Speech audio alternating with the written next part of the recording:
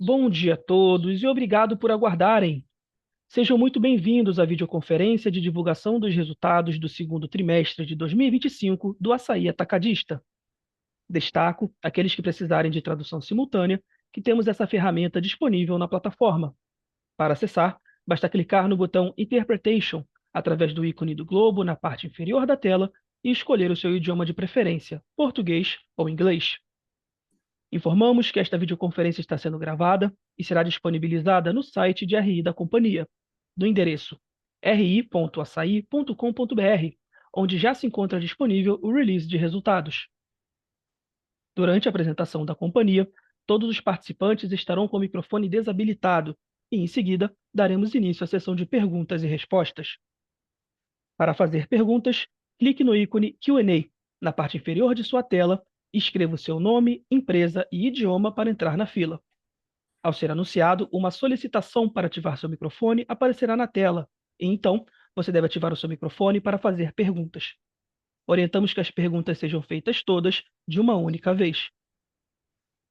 Ressaltamos que as informações contidas nesta apresentação e eventuais declarações que possam ser feitas durante a videoconferência relativas às perspectivas de negócios, projeções e metas operacionais e financeiras do Açaí, constituem-se em crenças e premissas da administração da companhia, bem como informações atualmente disponíveis. Considerações futuras não são garantias de desempenho. Elas envolvem riscos, incertezas e premissas, pois se referem a eventos futuros e, portanto, dependem de circunstâncias que podem ou não ocorrer. Investidores devem compreender que condições econômicas gerais, condições de mercado e outros fatores operacionais podem afetar o desempenho futuro do açaí e conduzir a resultados que diferem materialmente daqueles expressos em tais considerações futuras. Agora, gostaria de passar a palavra para a Gabriele Elu, diretora de Relações com Investidores do Açaí. Bom dia a todos e todas. Obrigada pela participação na nossa teleconferência de resultados do segundo TRI. Quero apresentar os executivos presentes aqui hoje nessa reunião. Belmiro Gomes, nosso CEO, Aymar Giglio Júnior, CFO interino, Anderson Castilho, VP de Operações, Vlamir dos Anjos, VP Comercial e de Logística, Sandra Vicari, VP de Gestão de Gente e Sustentabilidade. Agora eu passo a palavra para o Belmiro iniciar a apresentação. Vamos lá, Belmiro. Obrigado, Gabi. Obrigado aos demais vice-presidentes que acompanham. Prazer estar com vocês aqui e todo mundo que se conectou, que está na nossa apresentação de resultado do segundo trimestre de 2025. Em primeiro lugar, agradecer ao nosso time pelo trabalho realizado no segundo trimestre, dos números que nós vamos apresentar, que parte já, quem olhou no release de resultados, mas vale, dentro da apresentação, a gente passar um pouco mais do contexto de mercado, oportunidades e os desafios que a gente tem visto, dentro agora de 2025, especialmente no segundo trimestre. Na nossa avaliação, no segundo trimestre, a gente entrega ele de forma positiva quando se olha para toda a combinação, para o que a gente tem observado em termos de ambiente competitivo, ambiente de mercado, poder de compra do consumidor. Faturamento, ele chega a 21 bi, um crescimento de 7,2%, uma venda mesmas lojas abaixo da inflação alimentar, uma venda mesmas lojas de 4,6%, com a inflação alimentar ela tem girado internamente na casa de 7, 7,5%. Obviamente, o objetivo da companhia é buscar o mesmas lojas no nível da inflação, mas o que a gente vê é uma persistência do movimento de trade-down na ordem de 3,5% a 4%. Isso tem variação conforme a classe social e conforme alguma região do Brasil, nessa troca do consumidor por produtos mais baratos, por produtos mais econômicos. Ainda é um movimento persistente. Acho que a gente já falou sobre as causas disso, uma série de causas: juro alto, endividamento elevado, taxa de juros reais alta, movimento das apostas esportivas. Isso tem feito com que ainda se permaneça um cenário que o consumidor tem sido obrigado a comprar produtos mais baratos. Isso é um movimento que ele não tem afetado único e exclusivamente o açaí, porque quando a gente olha para o share ele ficou totalmente estável. Quando se olha para a progressão de volume dentro do trimestre, excluindo uma parte para o cliente revendedor, que nós temos ainda visto um movimento forte de parte do mercado numa concessão muito elevada de prazo, o que gera um impacto num grupo de clientes nosso, que é o revendedor. Quando se olha para dentro disso, a gente está com volume estável. E aí, dentro desse cenário, um cenário de não elasticidade de mercado, a companhia ela tem, como nós tínhamos já colocado nos outros trimestres, trabalhado na maturação de lojas. Eu vou falar um pouco mais à frente, né, especialmente das lojas convertidas, né? E acho que colocar um número que deve surpreender muita gente, né, em relação aos resultados desse projeto, que ele ainda não está na fase final, mas a companhia ela tem buscado um equilíbrio. Então, acho que tem um equilíbrio muito importante que foi feito do ponto de vista da manutenção da taxa de despesa, que ela ficou totalmente estável em relação ao ano anterior, mesmo com alguns gastos que nós estamos tendo de projetos importantes, né, da outra onda de evolução e de inovação que a companhia tem projetado nesse momento, e com esse aumento da maturação de loja. Nós fizemos uma série de ampliação de serviço nos últimos anos. Havia uma preocupação, né, principalmente que os serviços, açougue, fatiamento, café com pão, né, eles pudessem gerar uma pressão no nível de despesa. Havia-se uma preocupação também muito grande, né, que a inclusão de lojas centrais, né, com custo de locação elevado, pudesse pressionar o EBITDA, e eu acho que esse trimestre ele mostra mais uma vez que isso não aconteceu. Então, com isso, a companhia ela entrega uma evolução, uma margem EBITDA pré-IFRS de 5,7, isso é um aumento de 30 bips em relação ao ano anterior, refletindo, como eu falei, maturação de lojas e as inovações que foram feitas, além do trabalho de competitividade no dia a dia, que combinado a um rígido controle de despesa, nos permitiu ainda aumentar a margem EBITDA em 30 bips. O outro destaque, né, quando a gente olha para o EBITDA pré-IFRS, ou seja, ele é importante se ele resulta em caixa. Né? No segundo trimestre, quando a gente olha para o LTM de 12 meses, e mesmo historicamente, o Açaí ele tem conseguido entregar uma taxa de conversão dessa margem EBITDA em caixa livre de aproximadamente 90% do nosso EBITDA, ele tem se transformado em caixa. Na medida agora que o ciclo de investimentos é um ciclo de investimentos muito mais baixo do que nós tínhamos nos anos anteriores, a gente apresenta uma geração de caixa livre, né, antes do pagamento de juros, de 2,7 bilhões de reais, né, resultado, seja da nossa evolução do EBITDA e da redução do investimento, mas também de uma disciplina muito grande no capital de giro e principalmente na política de recebíveis e concessão de prazo de venda, dado que nós vimos desde o ano passado um movimento relevante, né, de aumento de prazo, especialmente para o cliente PJ, que a estratégia da companhia foi não seguir e ela tem se mostrado assertiva quando a gente olha para a nossa alavancagem. A companhia está focada em desalavancar nesse momento. Essa combinação, né, de um aumento de 500 milhão no valor do EBITDA da pré-IFRS, mais uma redução de 200 milhões na dívida líquida, mesmo nesse momento que nós estamos talvez com o pico, né? Estamos no pico do Everest do ponto de vista de taxa Selic, com a Selic a 15%, com viés de baixo, obviamente, daqui para frente, mas o fato é que nós estamos com uma das maiores taxas de juro real do mundo. Isso tem, obviamente, gerado um resultado financeiro, né, pesado, né, principalmente quando a gente olha em relação à venda líquida, né, mas pagando os investimentos que a companhia fez nos últimos anos. Com isso, a alavancagem ela cai, né, aproximadamente 50 pontos em relação ao EBITDA, fechando a 3,17, caindo 0,48 em relação ao que nós vimos no segundo tri do ano passado. A gente vai falar um pouco lá na frente também sobre o lucro líquido. O lucro líquido ele tem uma evolução importante, obviamente os juros, né, o custo de carregamento da dívida ele é elevado, né, nesse momento, mas tem uma evolução importante do lucro líquido, né, mesmo com a parte dele, é um reconhecimento de um crédito que foi feito, né, vocês têm as informações, toda ela dentro do release de resultado. Pode avançar para o próximo slide. E aí, como nós falávamos, né, a gente traz nessa página, né, a loja, né, uma loja importante, que é a loja de Campinas, a Moreira, né, e uma visão de como que está um projeto de conversão dos hipermercados. Todos nós sabemos, né, que boa parte, né, foi um dos projetos mais desafiadores já feito no comércio alimentar brasileiro, seja do ponto de vista de conversão, mas até de um ponto de vista de mudança de paradigma, que era, né, o objetivo da companhia de colocar as lojas em regiões centrais para poder ampliar o leque de público-alvo que nós tínhamos.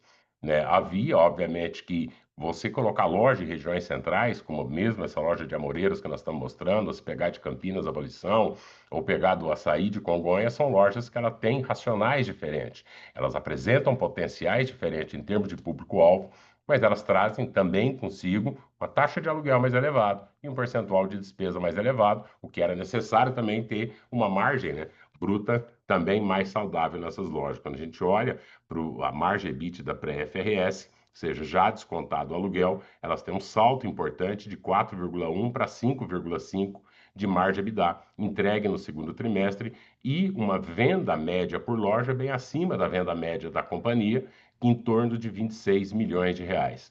Elas ainda não têm o mesmo nível de produtividade quando se olha para a venda por metro quadrado do parque orgânico da companhia.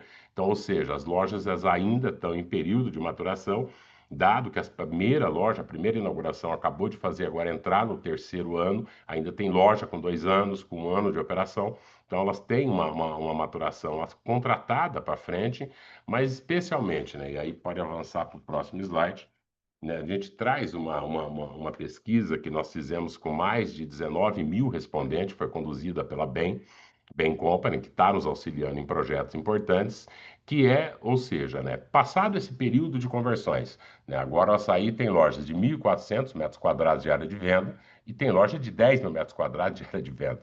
Tem lojas localizadas na periferia da cidade, mas tem lojas agora localizadas em regiões centrais importantes, de cidades importantes do Brasil, especialmente as grandes capitais, Brasília, Goiânia, Rio de Janeiro, São Paulo e assim sucessivamente, né? E qual foi o resultado que a gente vê? O objetivo estratégico, que era quebrar um estigma que havia em cima do atacarejo, né? Que o atacarejo era um formato simplesmente restrito a um tipo de público, ou seja, uma boa proposta para atender o público empreendedor, né? Atender o público pessoa jurídica nos seus diversos tipos e ramos de atuação, mas especialmente voltado para a classe CDE. E o que a gente olha hoje para essa pesquisa feita nas praças que o Assaí está presente, é uma taxa de penetração extremamente elevada na classe A, na classe B, na classe C. Talvez a DE esteja até um pouco subrepresentada, uma vez que essa pesquisa ela foi feita por canais eletrônicos, né? Mas que isso mostra o quanto que agora a companhia ela tem, de fato, dentro do seu portfólio de loja, mas principalmente em cima do seu portfólio de cliente, uma penetração e um potencial mais completo, né? Quando a gente olha por gênero, 60% do gênero masculino, 61% feminino. Quando olha por faixa etária, que é outra medida importante, uma vez que cada faixa etária ele tem um nível de poder de compra, mas se olha também uma grande estabilidade, seja no público de 18 a 24 anos, seja no público de 25 a 29 anos, né, com 61% de taxa de penetração. Essa é a divisão hoje dos mais de 500 milhões de pessoas que passam pelas nossas lojas. Os 500 milhões de clientes hoje, que é o que o Assaí atende, né? Não é à toa que a marca se tornou a marca mais valiosa do varejo alimentar brasileiro, mas essa completude, né, acho que nos permitiu romper um estigma.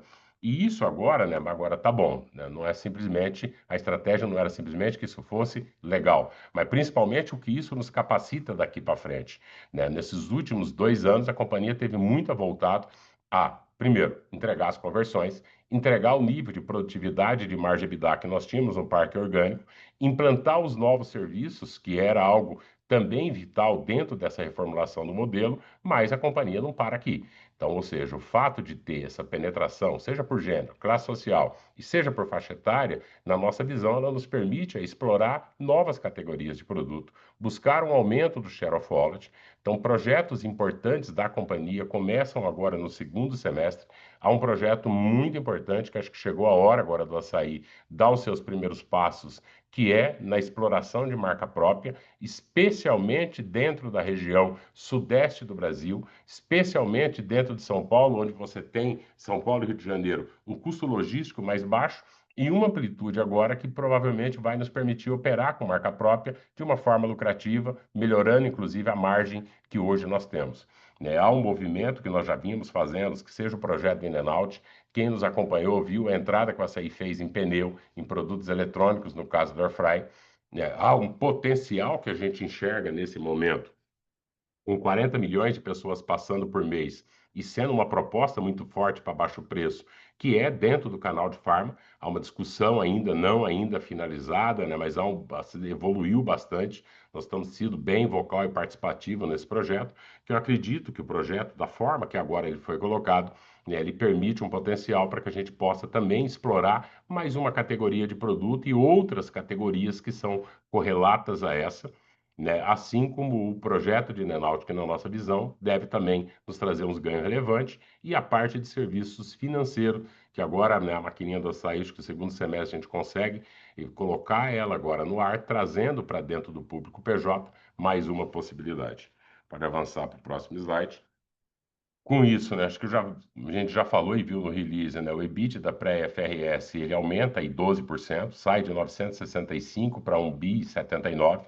Lembrando que 90 disso ele vira caixa para a companhia, e o lucro líquido, né, ele tem um reconhecimento de 86 milhões de crédito fiscal, né, ele salta de 165 para 264 milhões, né, mesmo, acho que o Aymar vai comentar um pouco no próximo slide, tendo um impacto, né, dado que a gente fez algumas operações de reperfilamento da dívida, do impacto também que ocorre pontualmente agora no segundo trimestre, que é os custos de pré-pagamento. Vou passar, né, pode avançar para o próximo slide, passar a palavra para o Aymar. Né, o Aymar vai destacar, né, a parte de gestão da dívida, de alavancagem do que nós temos feito, e eu volto daqui a pouco com outras informações a parte de SD. Muito obrigado. Obrigado, Belmiro. Bom dia a todos e a todas que estão aqui na audiência do nosso call. Eu vou comentar que, em função de todo esse contexto operacional que o Belmiro descreveu, a gente, do ponto de vista financeiro,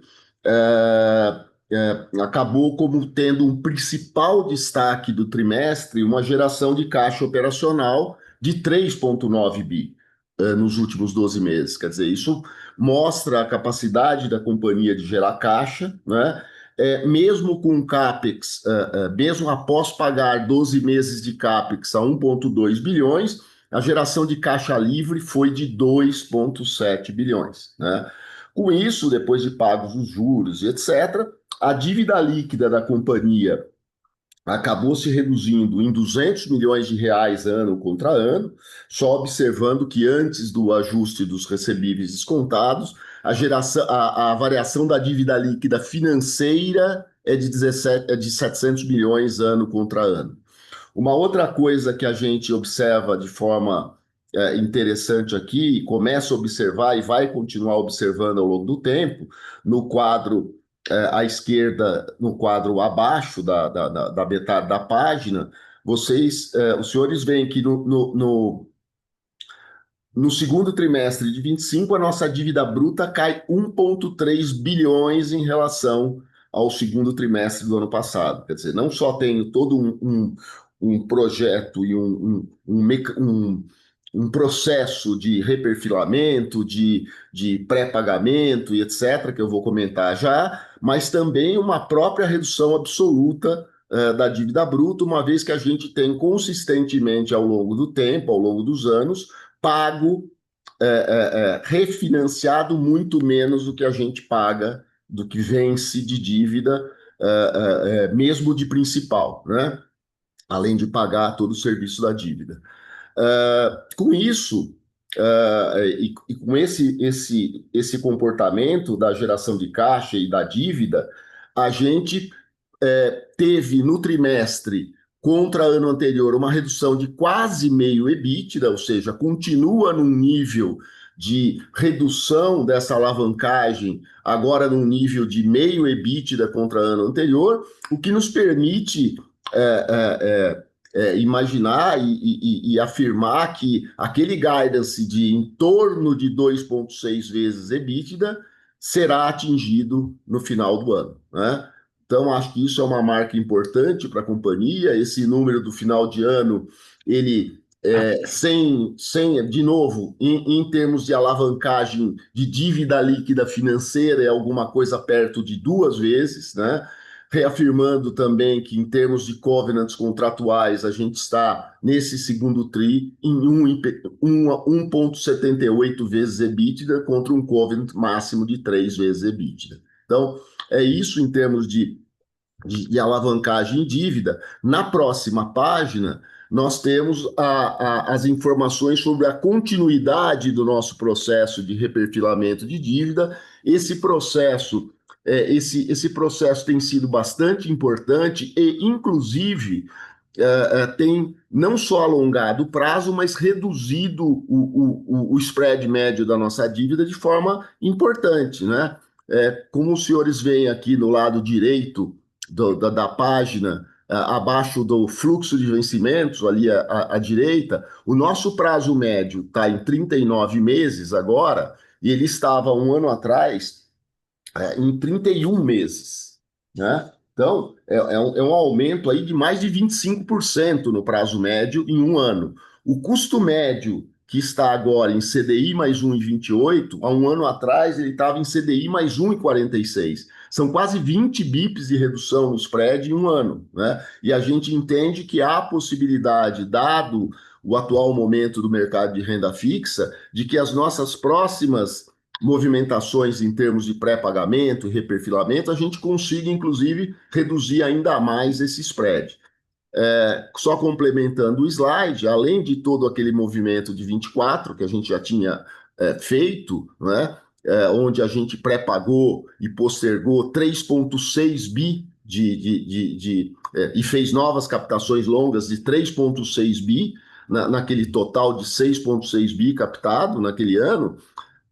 Neste segundo TRI de 25, a gente fez mais 1,5 bilhão de captações para pré-pagar uma dívida de 2 bilhões. Já foi feito, já foi refletido no balanço de 30 de junho. E agora, em julho, a gente fez uma operação aí, vamos dizer assim, de oportunidade que apareceu, onde a gente pré-pagou uma nota comercial de dezembro de 500 milhões e recaptou praticamente pelo mesmo spread, CDI mais 0,95, esse custo é all-in, quase que o mesmo valor, 50 milhões a menos, para um vencimento em 3 anos, em 2028. Essa operação já está refletida aqui neste fluxo de vencimentos, onde, de novo, eu destaco que 2025 já foram todos os pagamentos, já não há mais nada a pagar, esse 1.200 de principal já foi pago. Em 2026 e 2027, um nível de vencimentos total de principal 1,2 e 2,4, que quando se compara com o nosso potencial EBITDA daqueles 2 anos, vai ser realmente um número, um valor bastante não preocupante em termos de capacidade de pagamento, o que nos permite afirmar que a gente está relativamente confortável de atravessar esses 2 anos que podem ser de continuidade de uma turbulência no mercado financeiro, sem precisar fazer novas captações para a companhia, pelo menos em 2026, isso é muito provável que aconteça. Os vencimentos de 28 e 29 são um pouco maiores, não temos praticamente nada a partir de 2030 e 31, o que vai ensejar que a gente continue ao longo de 26 fazendo nossos movimentos de pré-pagamento e alongamento dos vencimentos de 28 e 29.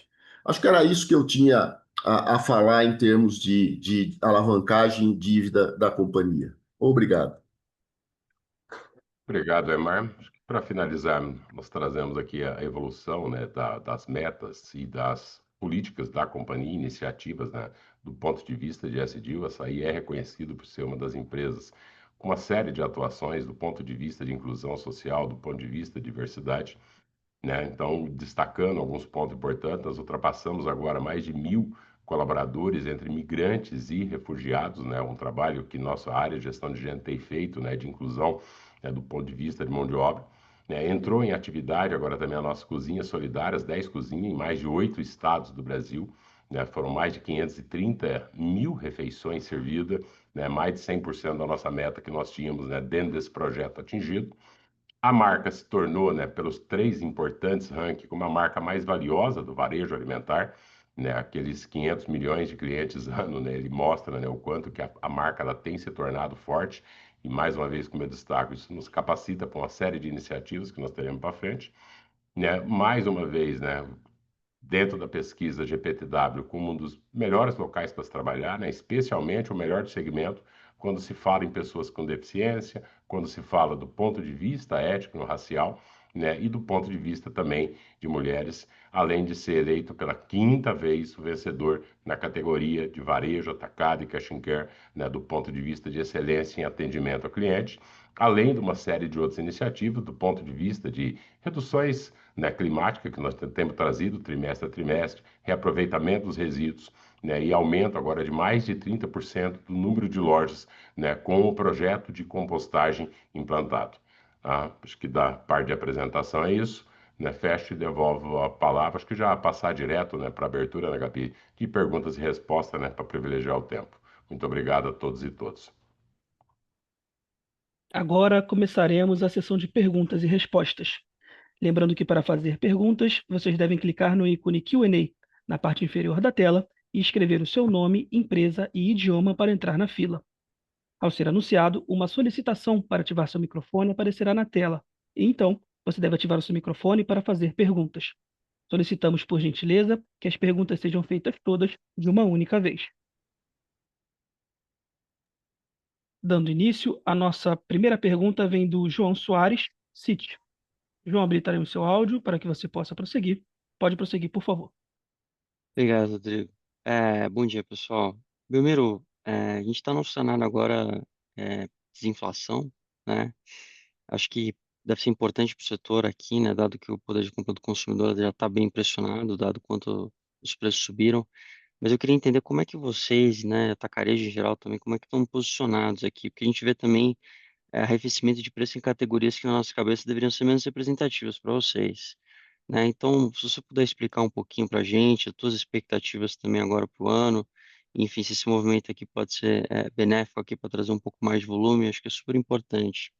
E o segundo ponto, a gente viu um descasamento aqui em relação, né, aos fornecedores de estoque prejudicou um pouco o capital de giro, né? Queria entender um pouco esse efeito, o quanto né, poderia ter tido desalavancagem se a gente excluir isso aqui, como é que isso reverbera no terceiro trimestre. Obrigado. Obrigado, João. Indo de trás para frente, você viu que no release a gente falou um pouco do fechamento do estoque depois de julho. Por quê, né? O working capital, assim, no fim, né, o mês dentro, quando a gente olha para a composição do segundo tri, acho que quem tem acompanhado tem visto os dados do mercado, a última quinzena de junho, para o varejo como um todo, aí a gente olhou que foi para todos os setores, ela foi muito abaixo das expectativas, né? E isso fez com que também, obviamente, o estoque do trimestre acabasse ficando um pouco mais elevado do que era a meta nossa, do que eram os objetivos. Mas isso aí é muito estável, do ponto de vista do estoque, do ponto de vista seja do nosso contas a receber, seja do nosso contas a pagar. E a categoria que nós trabalhamos, que é alimento, também nos permite fazer ajustes, correções de rota muito rápido do ponto de vista de estoque. Tanto que o estoque um pouco maior que nós fechamos em junho, julho já foi 100% normalizado. Né? Quando olha agora para a inflação, respondendo à última pergunta, né? A gente deve ver alguns movimentos, até porque algumas categorias de produto tiveram inflação elevada, então é sim, esperado que em algumas categorias você tenha uma normalização de preço, seja por safra, né, que se tem nesse momento, uma safra muito positiva, também alguns impactos que pode ter externo com as questões das tarifas americanas, que possa reduzir um pouco o preço para o cliente. A expectativa nossa é que isso possa também permitir com que ele consiga pegar parte desse recurso e voltar para a compra das marcas, né, que ele comprava, porque quando a gente olha para trade down, né, o trade down ele não se dá somente por uma substituição de marca, né? Em alguns produtos também nós vimos tamanho de redução de embalagem e o consumidor fazendo compras, né, mais curtas, mais picadas, estocagem mesmo em domicílio, percebe totalmente que isso não acontece, então isso pode gerar, né, um ponto positivo para nós. Mas o que a gente olha, quando se olha daqui para frente, seria um cenário, né, para o segundo semestre, estável em relação ao que a gente viu o primeiro semestre, não uma repetição, porque o segundo semestre, naturalmente, pelas suas questões de sazonalidade, ele é um semestre mais importante do que o primeiro, mas não há nenhuma grande expectativa do ponto de vista, seja de queda dos volumes, seja de ampliação dos volumes, né? Tanto que o foco que a companhia tem dado nesse momento é em novos projetos, é a inclusão de novos produtos, a inclusão de novas categorias, revisão do sortimento. Eu destaquei na apresentação, talvez de forma mais ampla, mas isso o time do comercial também vem fazendo no dia a dia de forma granular, nas micros categorias também, João. Espero ter respondido a tua pergunta. Respondeu, só um follow-up rápido, Bruno, em relação ao trade-down. O que que vocês estão vendo hoje de trade-down? E você acha que o trade-down em si, quanto tem de espaço aí para melhorar no segundo semestre, né? Acho que tudo bem, de volume está claro, mas essa métrica talvez seja não, um driver aqui, de repente, de aceleração ou não? Ela deveria ser, né? Há uma cautela, acho que nossa do mercado, né, de quem opera o mercado, em sinalizar isso, porque o trade-off que nós temos visto, ele não era esperado, acho que tanto do ano passado como desse ano. Ok, que nós tivemos anos pesados de inflação alimentar, né? Mas quando você olha para a taxa de desemprego, quando olha até para o nível de programas sociais que tem sido recebido, não era para estar em algumas categorias tendo o trade-off que está tendo. Então, a gente vê que tem outro fenômeno aí no meio que tirou renda, né? Especialmente das famílias de classes sociais mais baixas, né? Isso fica mais visível quando a gente olha isso, seja por classe social, seja por região do Brasil.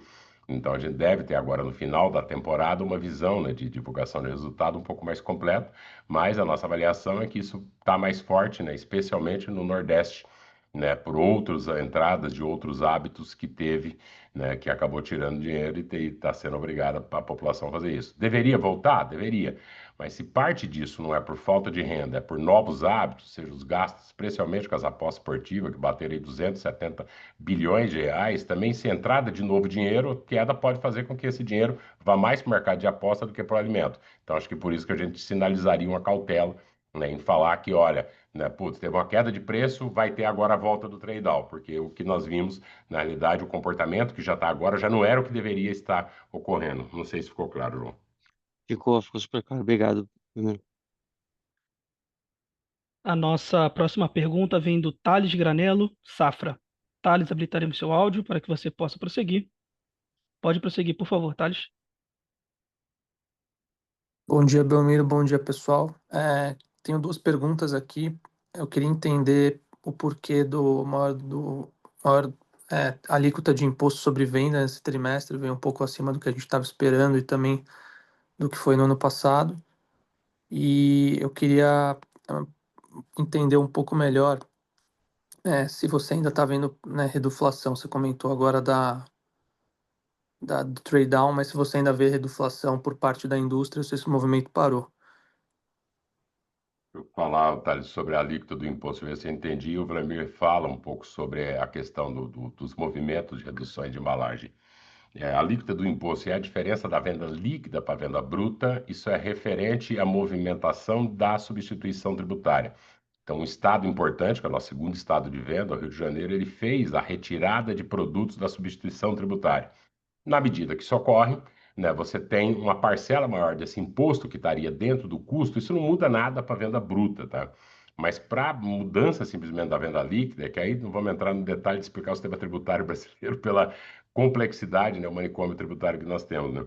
Mas ele no fim, são mudanças os estados fazem muitas vezes inclusão de categorias na substituição tributária e retirada na substituição tributária. Na medida que ele tira da substituição tributária e passa para o regime de crédito e débito, você tem, tanto na entrada como na saída, mais produtos pagando ICMS, e aí esse imposto ele está mexendo na correlação da venda líquida com a bruta e não necessariamente indo para dentro do CMV. Não sei se ficou claro sobre isso, Vladimir, se puder falar um pouco sobre, né, as benditas, né, reduções de tamanho de embalagem.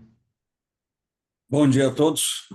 Obrigado pela pergunta, Thales. Falando um pouquinho sobre reduflação, era um movimento que a gente esperava de uma forma mais branda, vamos dizer assim, em 2025, mas para nossa surpresa e do mercado, a indústria ainda continua tentando buscar que o produto caiba no bolso do consumidor. E além do movimento da reduflação, que ele está assim, não tão forte como foi na pandemia ou em outros períodos, mas ele continua sendo um movimento importante. E, além disso, tem ocorrido também que isso faz com que o preço não suba, a alteração na composição química dos produtos. Isso, produtos como chocolate, como sucos, creme de leite, leite condensado, alterações na formulação dos produtos, fazendo com que isso permaneça os preços estáveis, mas praticamente diminuindo um pouco a qualidade dos produtos. Então, assim, a indústria tem se movimentado, seja com redução de embalagem, seja com mudança na composição do produto, para que isso não impacte mais o consumidor. Espero ter te respondido. Tá certo, tá claro, Valmir e Belmiro. Aí só um follow-up em relação a tudo isso e também ao todo o cenário que vocês comentaram no começo da apresentação e no próprio release. Dito tudo isso, e essa questão de talvez uma acomodação de preços no segundo semestre, vocês acham que é possível acelerar um pouco esse patamar de venda, recuperar um pouco o same-store sales versus do que foi o primeiro trimestre? Ou deve ser um segundo semestre mais morno? Há uma expectativa, sim, de recuperação. Obviamente, existem as conjunturas econômicas que podem impedir, mas o foco da companhia é recuperar. Obviamente, você sempre tem como foco estar com mesmo as lojas acima da inflação alimentar e não abaixo da inflação. Agora, sinceramente, né, quando olha, né, a maior parte do que nós temos de aposta para a recuperação disso, ele diz respeito em aumento de share of wallet, por isso que eu destaquei isso muito, né? Digamos que ele é mais de 70%, 80%, seja pelos novos projetos que a companhia tem, dada a base de cliente que nós temos hoje, dado a taxa de penetração em vários estratos sociais, do que, sinceramente, imaginar que do primeiro para o segundo semestre teria uma grande reversão do ponto de vista de comportamento, né? Ou mesmo no trade-off. Então, ou seja, há sim um trabalho, mas isso está muito mais ligado na competitividade que nós temos entre nós, né? Entre os atacarejos, ou entre mesmo o canal de varejo ou outros canais. A grande aposta mesmo que eu vejo para frente é do ponto de vista de projeto novo, de inovação, de aumento do share of wallet. Já era a estratégia, quando nós fizemos a aquisição do Extra, era tornar o açaí, né, quebrar um pouco, eu falei, aquele estigma, né, de que era o varejão de pobre, né, e colocar de fato o formato presente em todas as classes sociais, igual você viu lá, de faixa etária, porque isso sim permite com que você entre em novos produtos, vendendo novas categorias de produto e gerando uma pressão positiva em cima do mesmo das lojas. Tá certo, Belmiro. Obrigado, Valmir.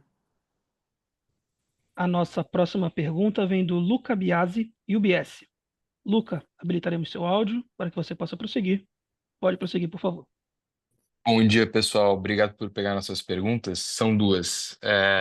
Primeiro, sobre mix de cliente. Se vocês puderem comentar um pouco o que vocês viram de demanda quebrando entre pessoa física e PJ no segundo TRI, e se isso mudou agora no terceiro TRI. E a segunda, sobre elasticidade de preço, se vocês puderem comentar como que vocês estão vendo a elasticidade de preço no cenário atual e se vocês acham que faz sentido talvez ser um pouco mais competitivo em preço para tentar ganhar volume. Obrigado. Obrigado, Luca, pela pergunta. Assim, não tem tido nenhuma mudança grande no mix de cliente, aproximadamente 42% da venda é feita para o público pessoa jurídica, aí você tem as divisões entre eles, e o restante consumidor final. O que nós vimos, né, desde o ano passado, e talvez acho que trabalhou um pouco mais, tem um concorrente nosso que ele foi com a política de buscar, porque tem duas maneiras de você buscar volume, né? Seja reduzindo o preço, ou seja, pela elasticidade, ou outro aumentando prazo, né, prazo de pagamento, que é muito relevante, especialmente para o público revendedor. Então, pelos números que nós vimos também, que a companhia já divulgou, ele ampliou ainda mais, queimou muito caixa, o que não parece, para nós, é uma estratégia aderente nesse momento, até porque o público revendedor é um público muito voltado para preço e prazo. Tirando especificamente esse público, que a gente olha é um baixo nível de elasticidade, porque o consumidor está com baixo nível de elasticidade. Então, todos os testes que nós temos feito, até por estarmos em 25 estados, isso permite com que, né, a área comercial do Vlamir, do Andes, que eles façam dinâmicas diferentes de uma região para outra, e o que a gente vê é um mercado sem elasticidade. Não há uma elasticidade de preço.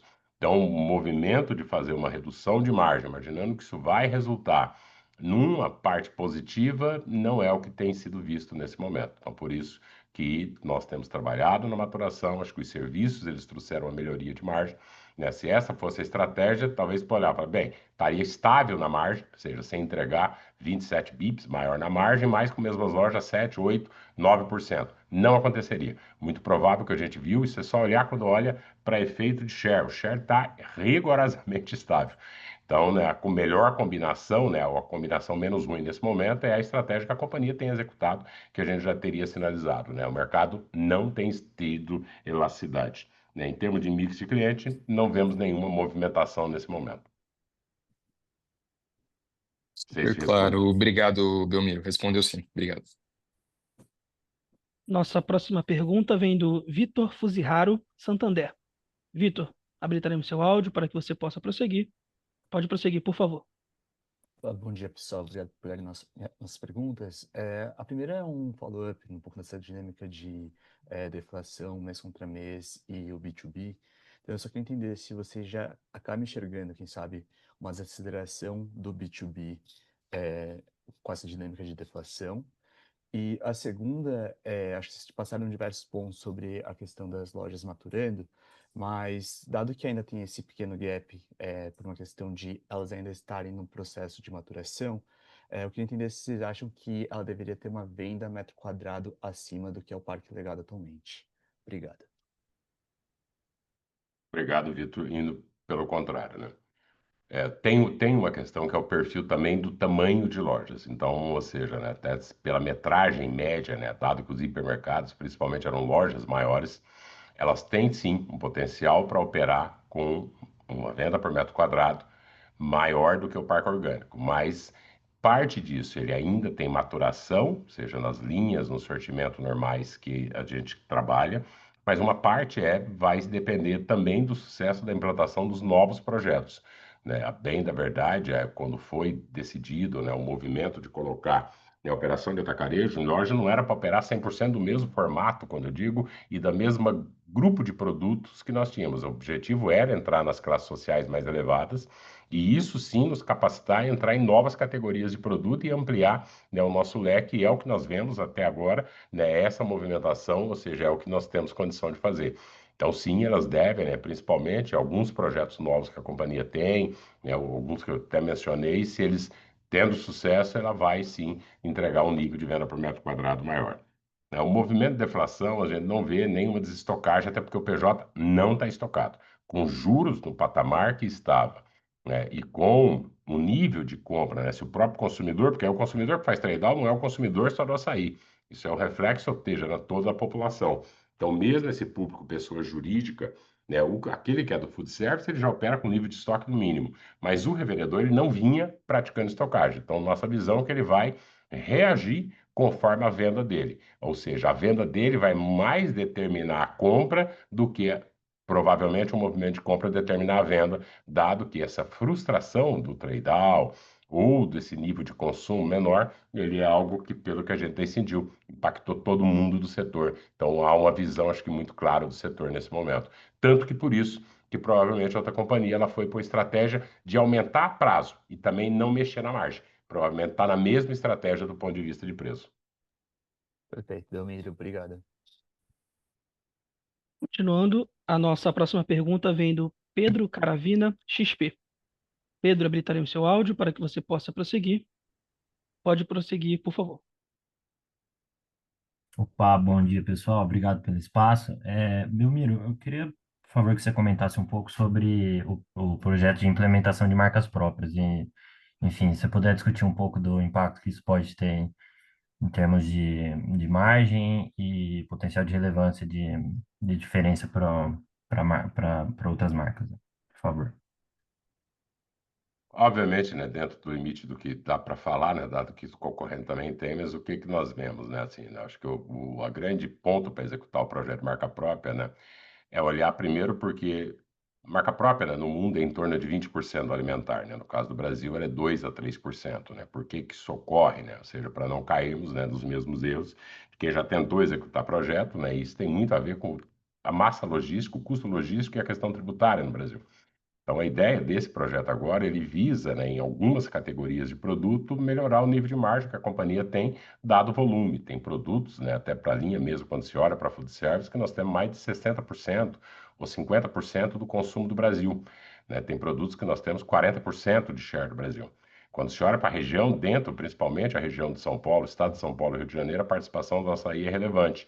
E, na nossa visão, né, dado que nós tivemos uma fase que a companhia estava focada na conversão dos hipermercados, na implantação de serviços, implantação recente agora do self-checkout, a execução do projeto de marca própria ele visa melhoria de competitividade. Acho que algumas categorias, nosso objetivo é ter um preço mais competitivo, especialmente para o público pessoa jurídica, né, e é uma opção também para o consumidor, e uma melhoria de margem e até de pressão nos fornecedores regulares da companhia, né, dado o tamanho que nós temos e a concentração, né, o faturamento, né, só dentro de São Paulo e Rio de Janeiro, é mais de 50% do nosso faturamento. Então, isso faz com que você consiga agora executar um projeto desse sem ter um custo logístico elevado ou estar sujeito às questões tributárias, que muitas vezes ela faz com que você produza um produto com marca própria aqui em São Paulo, mas ele vai enfrentar uma tributação diferente de um produto de uma marca regional. Então, a gente não tira com isso, né, a companhia não tira o foco na regionalidade, nas marcas regionais, mas nós vemos agora uma oportunidade que pode vir do projeto de marca própria. O projeto vai se iniciar agora no segundo semestre. O resultado disso, obviamente, a gente vai ver nos trimestres posteriores, mas há um potencial disso. Pedro.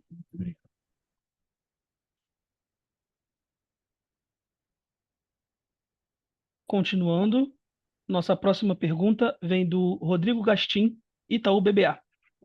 Rodrigo, habilitaremos seu áudio para que você possa prosseguir. Pode prosseguir, por favor. Bom dia, Belmiro, bom dia, pessoal. Duas perguntas rápidas aqui.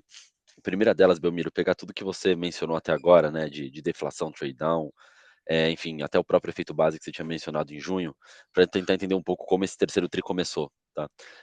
Uma dúvida que eu fiquei, além do release, justamente esse ponto do supplier financing, né, que já melhorou em julho, talvez casando com o que você mencionou, né, essa melhora de estoque, né, que a gente viu até agora em julho.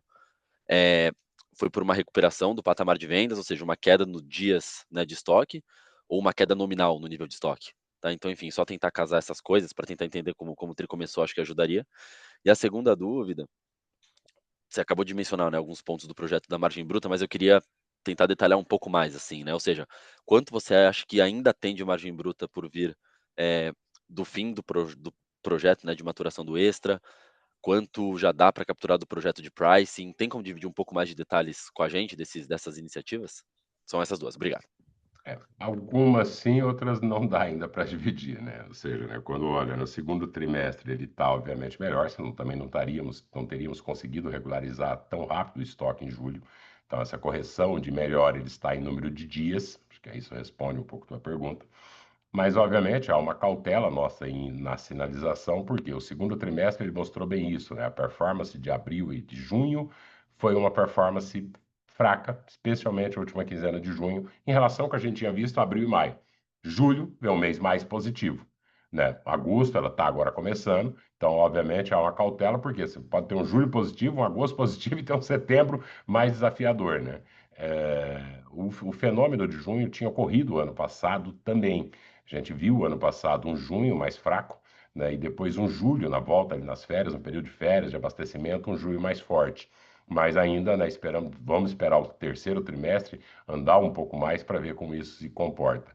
Na evolução de margem, acho que quem acompanha o setor, se falasse o nível de margem que a gente opera hoje, margem bruta, juraria como impossível tempo atrás. Então, obviamente, né, mantendo a competitividade, a companhia ela tem buscado, sim, uma melhoria de margem, ele tem ainda um pedaço de maturação a ser contratado, mas, de novo, eu destaco mais uma vez, mas especialmente o que a gente acredita muito é nos projetos, né, uma vez que agora já terminou o processo de conversão, terminou a implantação do serviço, terminou agora self-checkout chegou a bater agora 9% do nosso número de tickets. Por que eu estou destacando isso? Porque, obviamente, né, num cenário de preço mais elevado, é um objetivo nosso manter, né, como uma grande solução para compra abastecedora, mas também ser uma opção para compra repositora.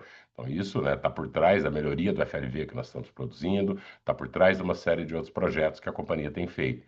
Né? E olhando, né, por que nós trouxemos aquele slide que mostra a penetração por classe social, faixa etária, é olhar para aquilo e falar, olha, olhar para aqueles dados e falar, tá bom, com isso, o que mais que essa companhia consegue fazer? Porque se a gente olha ali para efeito de gênero, de classe social e principalmente faixa etária, não é comum o que a gente vê naquele slide. Não é comum, normalmente, que uma bandeira ou uma companhia ela consiga. Ou ela é muito bem posicionada para B, ou ela é bem posicionada para CDE. Ou ela é muito bem posicionada num perfil de cliente ou no outro perfil de cliente. E na nossa visão, ela saiu que tem essa maior, que está mais completo, né, do ponto de vista de taxa de penetração.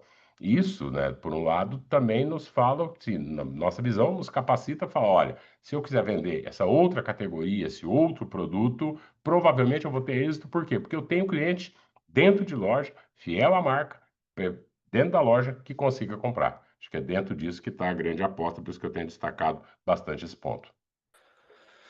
Excelente, claríssimo, Belmiro. E só curiosidade rápida. para a gente entender aqui, né, do nosso lado, assim, o que aconteceu em junho na sua percepção com o consumidor, assim? Foi mais no B2B, mais no B2C? Para vocês também, de repente, é difícil de entender esses movimentos mês a mês, mas só a curiosidade mesmo. Tem algum ponto de destaque, assim, para o que aconteceu em junho? Difícil, né? Não, é difícil, sinceramente, quando a gente olhou, e foi todos os setores, né? A gente olhou para Uhum. o mercado, para a Nielsen, para tudo, foi o mercado como um todo uma reação, ou seja, vamos falar, porque teve o pico da crise de frio, teve outra situação, teve, não, mas sinceramente não, mas normalmente o que acontece, quando você tem esse movimento, seja uma combinação de calendário, o outro mês tende a ser forte, né? O outro mês tende a ser forte o mês seguinte, né? Então, ou seja, mas não temos uma causa assim, podemos aferir, mas são mera elucubrações sem base mesmo para poder estar falando aqui, Rodrigo. Excelente, Belmiro. Obrigado pela resposta. A nossa próxima pergunta vem da Irma Sgars, Goldman Sachs. Irma, habilitaremos seu áudio para que você possa prosseguir. Pode prosseguir, por favor.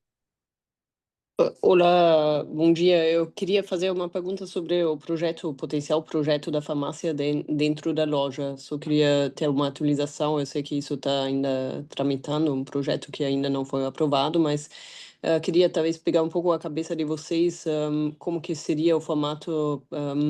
Entendo que seria um checkout separado, que para não poluir o ticket da loja existente, mas queria só entender como que seria este mix que vocês veem, modelo de abastecimento e talvez nível de rentabilidade. Eu sei que obviamente ainda nem tem piloto, mas só na cabeça de vocês explorar este tema um pouco mais. Obrigada. Obrigado, irmã. Obviamente, como você bem disse, né, o projeto ainda está em discussão, a gente tem acompanhado a discussão que a Abras tem feito e mesmo pelo que, assim, a forma que o novo projeto foi apresentado, porque o que havia era uma demanda para vender o MIP, ou OTC, ou medicamento sem receita. Isso foi alterado para um projeto que permita colocar uma farmácia completa, inclusive com farmacêutico, ou seja, com os ônus e bônus dentro da loja, junto com as demais categorias, fazendo as segregações necessárias, dado que tem uma categoria de produtos controlados. Né? Do ponto de vista de capacidade de execução, a gente vê que, obviamente, ele é um departamento separado, tem suas dificuldades, mas provavelmente não é mais complexo do que o nível de um açougue que nós operamos com produto refrigerado, com mão de obra especializada. A vantagem que nós teríamos, né, uma vez que isso seja aprovado, é porque uma boa parte do custo, né, da despesa já está dentro de casa, né, custos com segurança, aluguel, energia elétrica, né, que hoje uma farmácia de rua ela precisa ter, no nosso caso isso já estaria dentro. Então isso provavelmente nos permitiria também ser competitivo nessa categoria. Né? Não acredito que o cliente ele vai vir para o açaí para passar na farmácia açaí. Mas vindo, sabendo que vai no açaí, precisa comprar, né, especialmente os medicamentos de uso crônico, que você tem compras programadas, que a pessoa já sabe. Então, ou seja, eu não espero que alguém, assim, imagino que saia do hospital com a receita e venha para a loja de açaí. Isso não deve ocorrer. Mas aproximadamente a compra, que é a compra recorrente, que é onde está uma boa parte do volume, isso sim, olhando para a quantidade de clientes que nós temos hoje, acredito que a gente tem um potencial interessante, né, de inclusão quando incluir esse departamento dentro da loja, né, que ele passa a ser um departamento, né, isso na nossa visão, né, a venda do medicamento, que colocaria o Brasil, né, num patamar igual a de demais mercados mais maduros, se a gente olhar para a Europa, se olhar para uma série de países, isso já ocorre. Né? Então, acho que quando olha para fora, acho que dá uma boa base do que deve ocorrer, né, aqui dentro do mercado brasileiro também. Então, é uma categoria, acho que bem importante, e ela também nos abre a possibilidade para outras subcategorias, como os vitamínicos, como o mercado de suplementos, né, uma vez que você passa a ter ali um espaço, né, de itens voltado à saúde. Então, é algo que, uma vez que for aprovado, acredito que ele seja bem relevante para a nossa indústria, para o nosso setor. Legal, obrigada. Obrigado, irmão. A nossa próxima pergunta vem do Nicolas Larrain, JP Morgan. Nicolas, habilitaremos seu áudio para que você possa prosseguir. Pode prosseguir, por favor. Perfeito. Bom dia, obrigado por pegar minha pergunta. Belmiro, obrigado. Eu tenho duas aqui. Você falou de novas categorias, novos projetos. Você consegue dividir com a gente quanto é que essas novas categorias estão representando hoje do açaí, né, das vendas do açaí, talvez categorias que a companhia não vendia há um ano, há 2 anos? Essa é a minha primeira pergunta.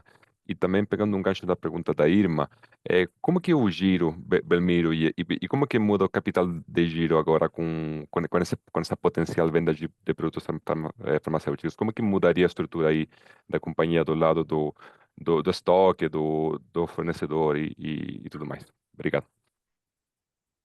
Obrigado, Nicolas. Acho que do Pharma ainda é cedo para falar, uma vez que isso ainda precisaria ser aprovado, mas é muito provável que esse departamento ele refletiria, né, o que hoje quem opera com medicamento, né, isso somaria, seja do ponto de vista, né, de venda, resultado, mas também, né, do ponto de vista de capital de giro. Obviamente que por mais que se venda, ele não é, acho que uma participação ou um volume relevante a ponto de mudar os fundamentos do ponto de vista de capital de giro, a gente vai simplesmente refletir, né, o que quem opera nesse setor já opera. Né, as novas categorias, né, acho que ainda o que a gente pode falar, né, alguns projetos que a gente falou essa divulgação, eles estão fase inicial, outras nós já dividimos no off-site no ano passado, que a gente trouxe, como por exemplo pneu, que a Açaí se tornou um dos maiores vendedores de pneu do Brasil. Nós pegamos mais de 4% do mercado de pneu do Brasil, mais de 5% do mercado de airfry. Então, no off-site nosso agora, a gente deve dar uma visibilidade um pouco melhor do ponto de vista, né, em termos de participação, mas ainda o grande, acho que ponto positivo vai ser capturado para frente. Né, dado que muitos dos projetos estão ainda muito no início, né, mesmo o projeto da precificação, segundo semestre, agora a companhia dá velocidade nesses novos projetos. Perfeito, obrigado, Belmiro. Dando continuidade, vamos para a nossa última pergunta. É uma pergunta em inglês e vem do Andrew Ruben, Morgan Stanley. Andrew, habilitaremos seu áudio para que você possa prosseguir. Pode prosseguir, por favor. Hi, thanks very much for the question. I'm curious if you could provide some more detail on the converted stores. I think you said they've reached a bit over 90% of the organic and some narrowing of the EBITDA margin gap. But if you could refresh us a bit on the targets for those figures and how far along you think you are for full converted store maturity. Thanks again.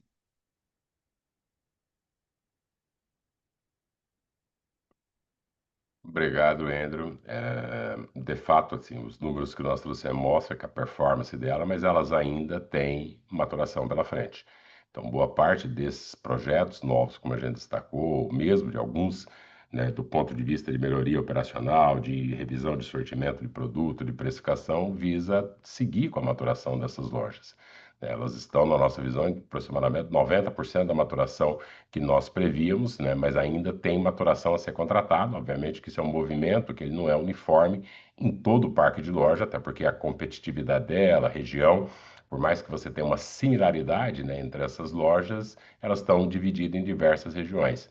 Né? Mas, voltando de novo, né, acho que lembrando de novo, foram exatamente agora esse projeto que permitiu aquela taxa de penetração na classe AB. Isso abre, na nossa visão agora, uma janela de oportunidade, ou várias janelas, né, independente do tamanho de cada uma das janelas, de oportunidade para a companhia, para explorar aí, seja em adicionar novos ganhos, né, nos próximos trimestres e próximos anos que virão. É isso. Makes sense. Thank you.